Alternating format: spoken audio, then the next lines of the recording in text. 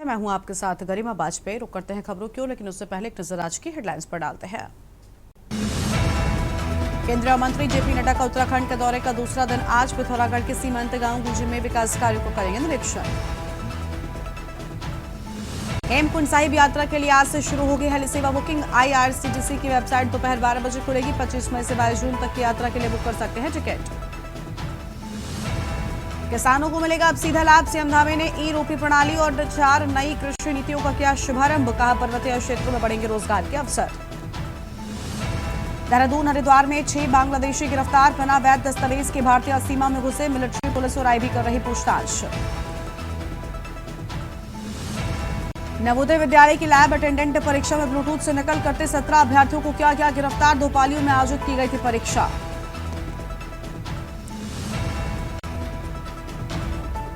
उत्तराखंड में पहाड़ से मैदान तक छाया बादल। अगले 2 दिन तक बदला रहेगा मौसम। मौसम विभाग को ओलावृष्टि की चेतावनी जारी। आप देख रहे हैं की न्यूज, खबरों का सारथी। हरिद्वार में राष्ट्रीय व्यापार मंडल हरिद्वार की एक अति महत्वपूर्ण बैठक आयोजित की गई। इसमें पहलगाम हमले के बाद अब सेना के लिए व्यापार मंडल के द्वारा एक बड़ा फैसला लिया गया है, जिसके चलते होटल होली बेसल में राष्ट्रीय व्यापार मंडल ने बैठक कर पहले चरण में 51,000 व्यापारी सैनिक किसी भी आपातकालीन स्थिति में सेवा करने के लिए तैयार किए जाने का निर्णय लिया गया है। प्रदेश अध्यक्ष राष्ट्रीय व्यापार मंडल संजीव चौधरी ने जानकारी देते हुए कहा कि राष्ट्रीय व्यापार मंडल द्वारा आज बैठक कर देश के प्रधानमंत्री नरेंद्र मोदी को आतंकवादियों को संरक्षण देने वाले पाकिस्तान को मुंहतोड़ जवाब देने पर बधाई दी गई है।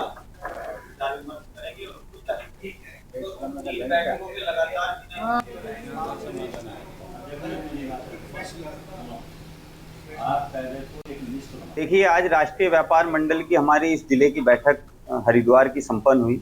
बैठक में हम सब लोगों ने देश के यशस्वी सेना और देश के यशस्वी प्रधानमंत्री आदरणीय नरेंद्र भाई मोदी को धन्यवाद और बधाई इस रूप में दी कि उन्होंने भारत में मारे गए नागरिकों की जो हत्या हुई आतंकवादियों द्वारा, उसका बदला हम सब लोगों के सामने इस रूप में लिया कि आज भारत दुनिया की एक ताकत बनकर उभरा है।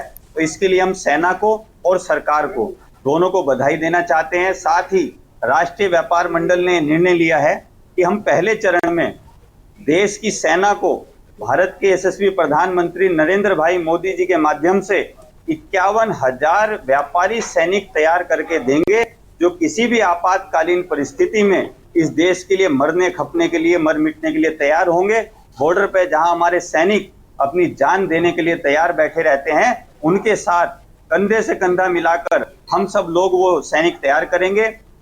हम सरकार से मांग करेंगे कि कोई ऐसा हमें सरकारी व्यवस्था दी जाए जहां की उनको हम तैयार कर सकें। अन्यथा जो भी शूटिंग केंद्र हैं जिसमें युद्ध कौशल के निर्माण किए जाते हैं, ऐसे सेंटरों पर हम अपने उन व्यापारियों को तैयार करेंगे और ये व्यापारी सैनिक कहलाएंगे। ये सरकार के और सेना के साथ काम करेंगे। निश्चित तौर पर पहले चरण में 51,000 हैं, उसके बाद हम देश के अन्य हिस्सों में जाकर के इस प्रकार के सैनिक तैयार करेंगे। हरिद्वार से खबर है, 40वीं PSC के बाहर नशे का अड्डा। होटल में हर रात होता है बोतलों की महफिल।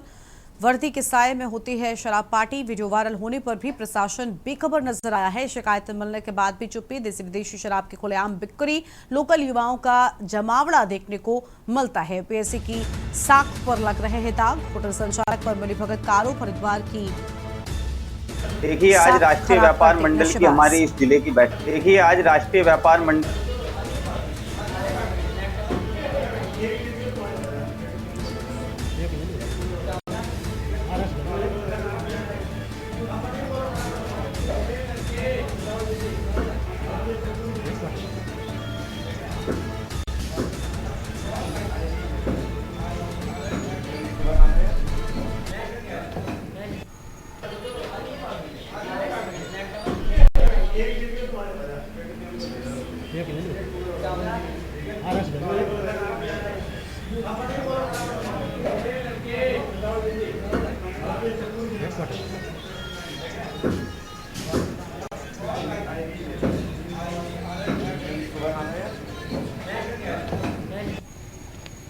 आगे पीछे चलेगा वो लोग।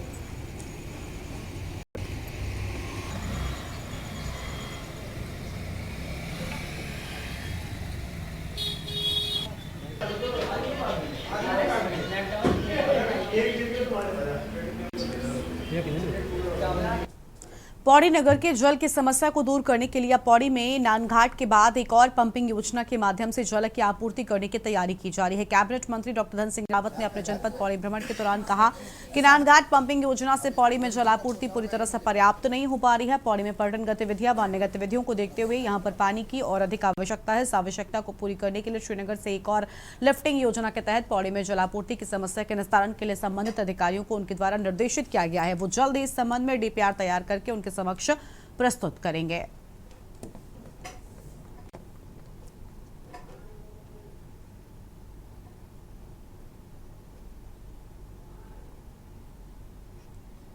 नगर के लिए हम लोगों ने पहले जो है नानघाट योजना दी थी, फिर हम लोगों ने जो है खंड से यहाँ पानी लाया।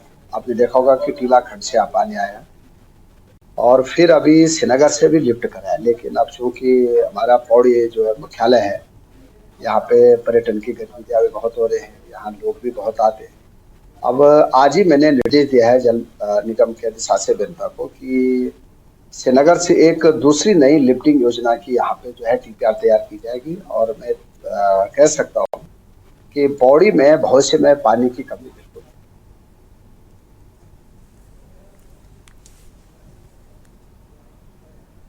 और अब सीधा आपको देहरादून लेकर चलते हैं। सचिवालय की प्रेस कॉन्फ्रेंस से तस्वीरें दिखाते हैं। Center and states, and then whatever is the state share in the divisible pool, how should that be divided among the states? Finance Commission is also asked to make recommendations on some of the grants. These are grants that come not out of the divisible pool, but they come out of the budget of the central government, or what is called the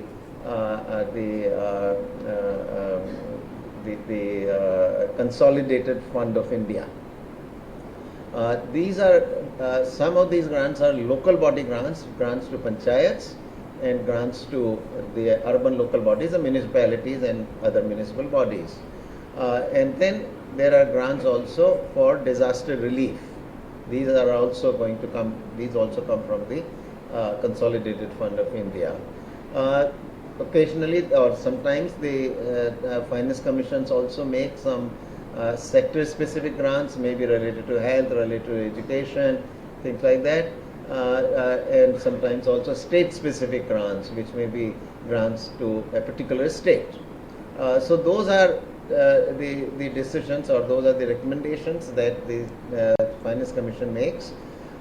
Generally the tradition has been that at least on matters of devolution, meaning the division of the revenues between center and states and the division among the states, that is generally honored. The recommendations of the commission have been all for the last 15 commissions. This is our commission is the 16th. So the recommendations of all the past 15 commissions have been honored by the central government and the parliament, and they have been implemented. Likewise on local body grants and the disaster relief grants also, they've been in the past always accepted.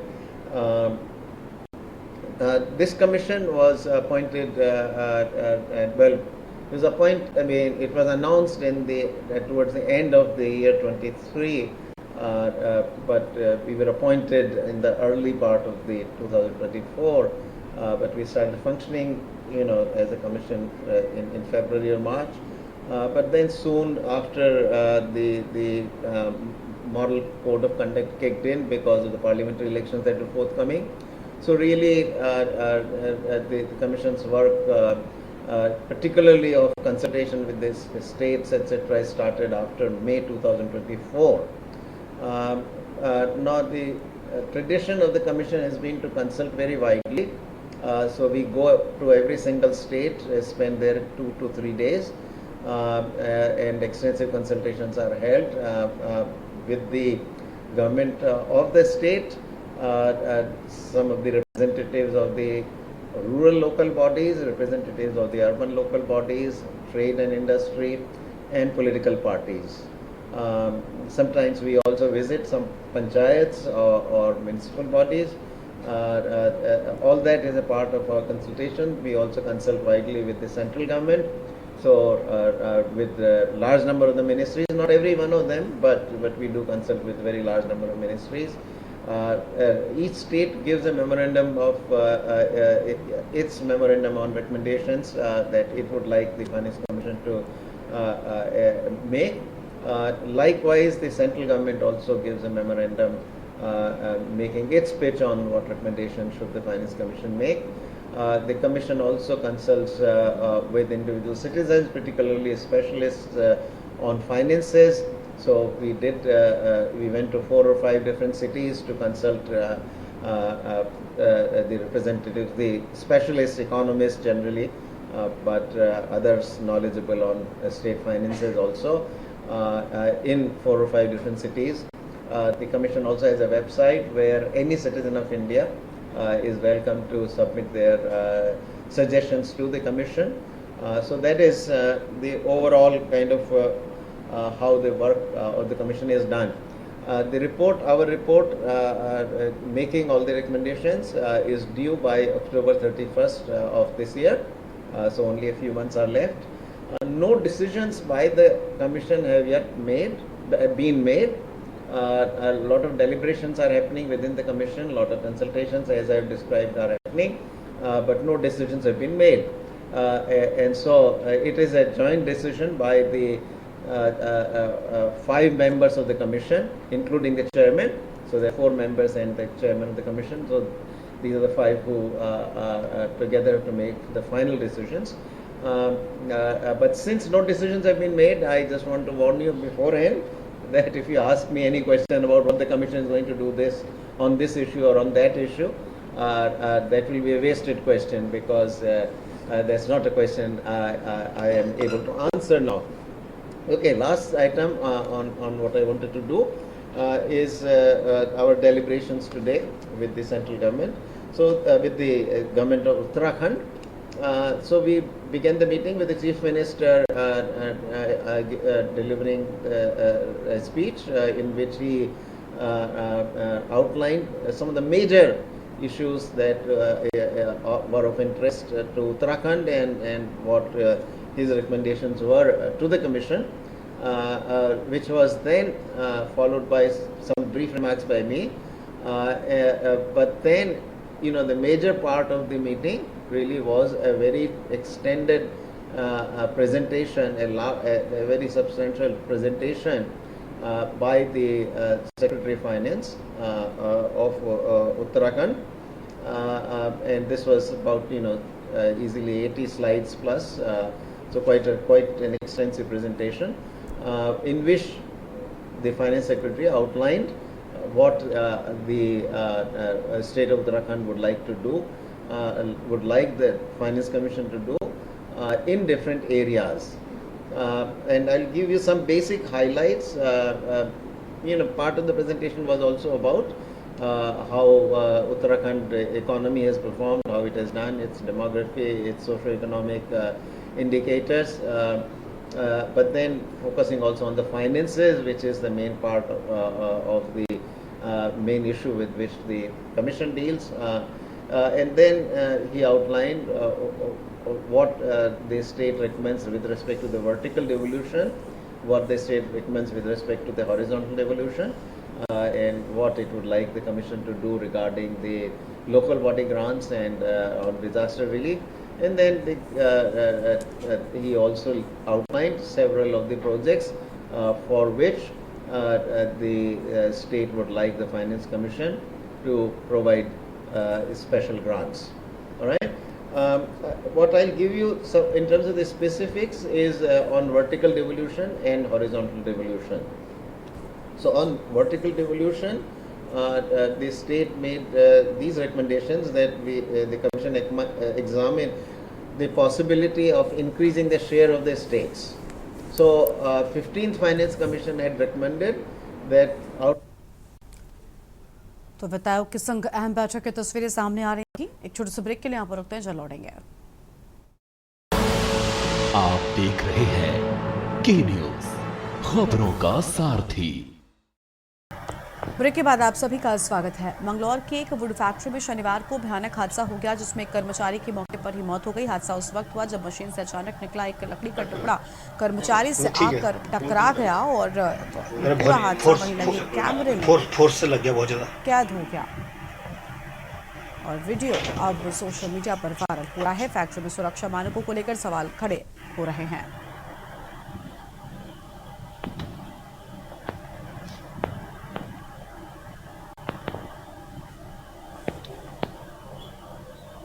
ये फंस गया, board सामने टेढ़ा हो गया।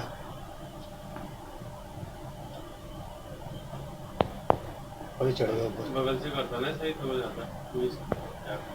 अभी ऊपर चढ़ा ना, गिरा।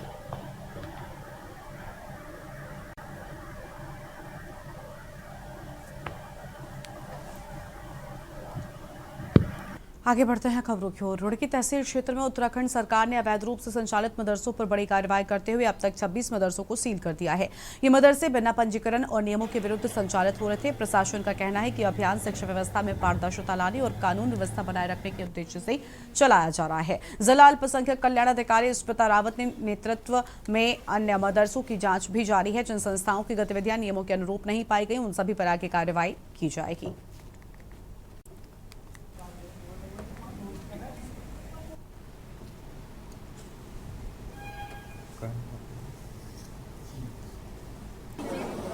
क्षेत्र में है अभी तक जो 26 मदरसे हैं जिनका नियमानुसार संचालन नहीं किया जा रहा था, बिना पंजीकरण के संचालन कर रहे थे, उनको सभी सील किया गया है। और अभी भी कुछ मदरसे ऐसे हैं जिनके द्वारा बिना पंजीकरण के संचालित किए जा रहे हैं, तो उनके विरुद्ध भी लगातार ये कार्रवाई जारी है। तो क्या सर ऐसे कितने मदरसे जिनका भी और कार्रवाई? ये भी जिला अल्पसंख्यक कल्याण अधिकारी से हमें रिपोर्ट आएगी जैसे ही, तो जो भी ऐसे चिन्हित पाए जाएंगे जो बिना पंजीकरण के चल रहे हैं, उनको सीज की कार्रवाई की जाएगी। खबर है पौड़ी से, जहां पर जंगलों में आग न लगने के कारण आपको बता दें कि काफल फल काफी देखने को मिल रहा है और इस पर वरिष्ठ पत्रकार मनोहर बिष्ट ने कहा कि काफल फल न केवल स्वादिष्ट और पौष्टिक है, बल्कि ग्रामीण युवाओं के लिए स्वरोजगार का एक सशक्त माध्यम भी बनता जा रहा है। अप्रैल मई के मौसम में गढ़वाल के जंगलों में भरपूर मात्रा में मिलने वाला काफल ग्रामीण बच्चों और युवाओं द्वारा एकत्र कर स्थानीय बाजारों में बेचा जाता है। इससे उन्हें आर्थिक लाभ होता है और आत्मनिर्भर बनने का मौका भी मिलता है। अभी आप देख सकते हैं यहाँ पर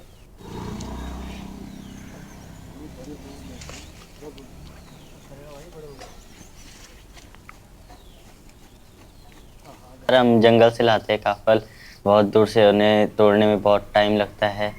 जैसा कि हम ग्रामीणों को जो काफल नहीं तोड़ पाते उनको सबको काफल खिलाने का सबसे बड़ा वो मानते हैं। जैसा हम एक गिलास 30 का बेचते हैं और जब हमारे काफल लगभग 200-250-300 के बिक जाते हैं। काफल उत्तराखंड की पहाड़ों का एक अनमोल फल है, जो जंगली फल है। इसका आनंद आप जो गर्मियों की शुरुआत होती है, यानी कि चैत के माह से शुरू हो जाता है और अलग अलग ऊंचाई के क्षेत्रों में अलग अलग समय पे इसका वो होता है। और इसके पीछे कई किंवदंतियाँ भी हैं, वो भी आप ज़रूर सुनते होंगे उन कहानियों को भी कि काफल पाको मिनी चाखो। तो आप जब भी पहाड़ आएँ काफल ज़रूर चाखें और इससे जो औषधीय गुण है इसका लाभ तो मिलेगा ही मिलेगा, साथ ही जो इस काफल को जंगल से ले आते हैं उन युवाओं को रोजगार भी इससे मिलता है। देखिए, स्वरोजगार की जहाँ तक बात है, काफल एक अच्छा स्रोत है स्वरोजगार का भी। और जिस तरह से हमारे ग्रामीण परिवेश के बच्चे जंगलों में जाके अप्रैल मई और जून के महीने में अधिकतर समय में काफल का ये सीज़न होता है, प्राकृतिक गुणों से भरपूर ये काफल कहीं ना कहीं हमारे शरीर में भी वो पोषक तत्वों की भरपाई करते हैं जिसकी हमें ज़रूरत होती है। अगली खबर है टिहरी से, जहां पर डीएम ने कलेक्ट्रेट स्थित कार्यालय में बैठकर जनता दरबार आयोजित कर दूर दराज से पहुंचे ग्रामीणों की समस्याओं को विस्तार से सुना है। इन दौरान जिलाधिकारी ने लोगों की समस्याओं को सुनकर विभागीय अधिकारियों को त्वरित राहत दिलाने के निर्देश भी दिए। उन्होंने कहा कि मानसूनी बारिश शुरू होने से पहले जल जमाव की समस्या से निपटने के लिए पुख्ता इंतजाम भी होने चाहिए।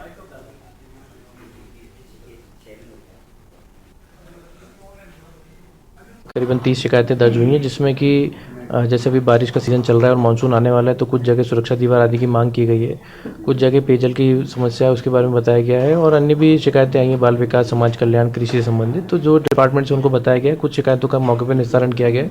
बाकी जो हमारा ऑनलाइन पोर्टल है उनमें सभी शिकायतों को रजिस्टर किया जाता है और उसको फॉलोअप भी किया जाता है। आने वाले मानसून सीज़न को देखते हुए भी डायरेक्शंस दिए गए डिपार्टमेंट्स को, और हमारे जिले में जिला योजना का भी गठन किया जा रहा है, जिला योजना बनाई जा रही है, तो उसमें भी विभागों को बताया गया है कि वो जनहित में अच्छी योजना इसमें प्रस्तावित करें। भारत चीन सीमा पर स्थित उत्तरकाशी जिले के नीलांग घाटी सामरिक दृष्टि से अति महत्वपूर्ण है। पूर्व भाजपा जिलाध्यक्ष सत्येंद्र सिंह राणा नीलांग और जांदुंग पीजीए व नीलापानी में शनिवार को सीमा दर्शन के लिए भ्रमण पर गए थे। इस दौरान उन्होंने अपने एप्पल कंपनी के आईफोन में समय देखा तो 5:41 और कंपनी के फोन में समय 3:15 दिखा रहा था। एयरलाइन से बाहर आते ही समय सामान्य हो गया। ये चीन का एक बड़ी षड्यंत्र के तहत अंतर्राष्ट्रीय मानचित्र में बड़ा फेरबदल, साइबर सिग्नल सुरक्षा से जुड़ा विषय भी हो सकता है।